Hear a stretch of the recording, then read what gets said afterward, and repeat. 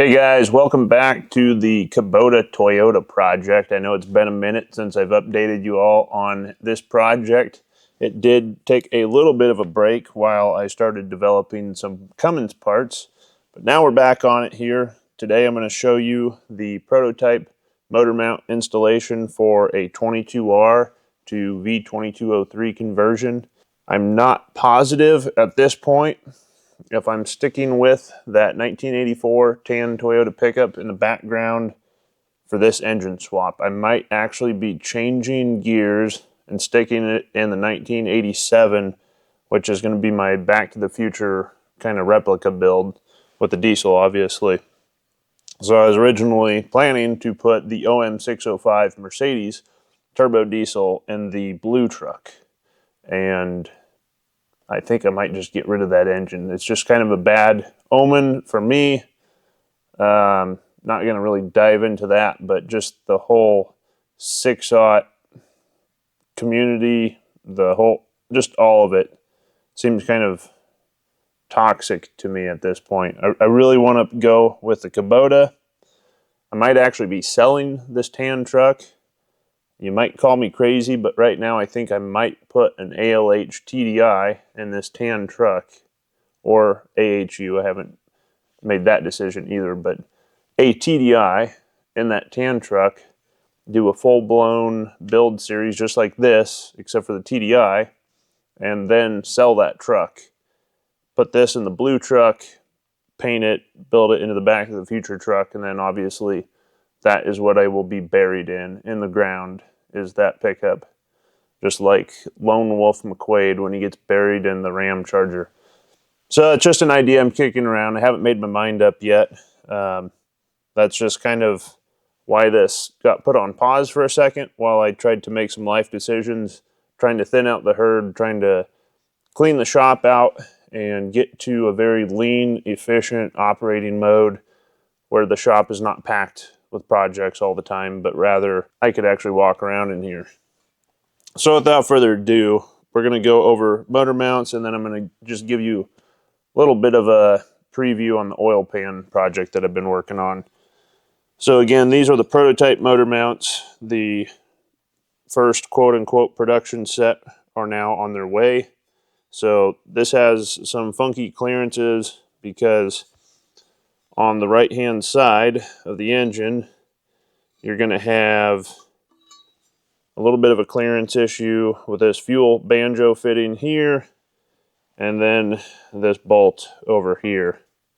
So things get clearanced, and then if you do end up putting your turbo oil drain port in the block right here, you might have to come in and clearance with the angle grinder and just come clearance that a little bit.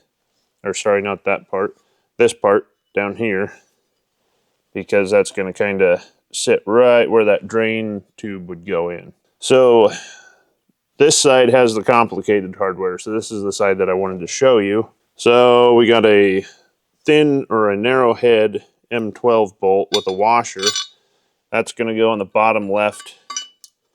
And we can start that just to keep this from falling off. Then you're going to have your M10 flanged head. That's going to go on the top left. Then you're going to have these two socket head cap screws because the clearance is so incredibly tight. So the threads are, for the socket head cap screws in this bottom left, they are all M12 by 1.25, and you're absolutely going to want to run a tap, just a cleaning tap, into all these threads because they're pretty much always going to be full of rust and disgusting. You're probably not even going to get the bolt to start. And then the top left is M10 by 1.25. So again, that's M12 by 125 and M10 by 125. And then on the other side of the engine, it's all M12 by 125. This is the bracket for the other side. Very simple. It's all M12. There's no funky clearances. Very straightforward, just bolts to the front. So you'll get your hardware for that side, and basically you tighten it down and that's it. Pretty simple. And it should be obvious where your socket head cap screws go because you're not going to be able to fit a socket over that 17 millimeter head, and it'll bottom out into this plate. So that is the motor mounts, and then your rubber isolator goes through these two slots.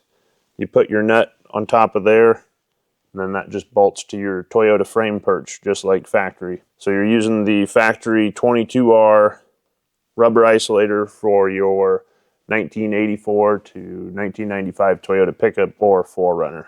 So the other thing I want to show you while I'm making a video on the Kubota is the prototype oil pan. So on this engine here, when it was going to go into that 1984 in the background, I had just put this Bobcat flat oil pan on it. So now I'm moving towards an IFS swap, and it's going to be a lot different. So you're going to have clearance up front for your steering linkages and arms. And then on the side here, you're going to have this diagonal cut. That's going to clearance for your differential, for your IFS differential. And then here on the bottom, since I already have plenty of these on hand from my OM617 oil pans, I'm just using the OM617 drain plug. So you can literally order an OM617 drain plug if you ever need one. Now this is a work in progress. I'm still working out a couple of other ideas. And then lastly, I have to figure out the oil pickup tube. So at this point, I sell just the pan. I don't sell the gasket. I can sell the hardware. It's actually really expensive hardware because they have to use fine thread on everything, which gets really expensive. The last thing to do will be for me to offer a pickup tube. Right now, it's up to you as a DIY project. All you really got to do is take some 5/8 tubing and extend the factory pickup tube, because it's going to want to come down right about here. You're going to extend it, and so it picks up the oil from the back, because I have the engine tilted towards the back with these motor mounts. So all your oil is in a sump and pool up in the rear. So eventually I will offer a bolt-on pickup tube just like I do for the OM617, but for right now, just to get something out there to help you guys with these Toyota swaps, this is the fabricated oil pan. And this thing, I already have a couple more changes in mind for the next round, which I'm really excited about. And I will be making a video on that as soon as I get the next ones in hand. This one is headed out the door. I just got this one welded up. So this one's going to head out to its new owner. And once the new pan comes in and the next round of motor mounts come in, I will likely do a quick update just to show you the progress that I've made. So thanks for tuning in, guys. Keep the words of encouragement coming so I can be motivated to continue on with this project. Let me know what you think about going with a TDI and a Kubota for my two engines versus the OM605 and the Kubota. And with that, we'll hopefully see you in a future video. Thanks.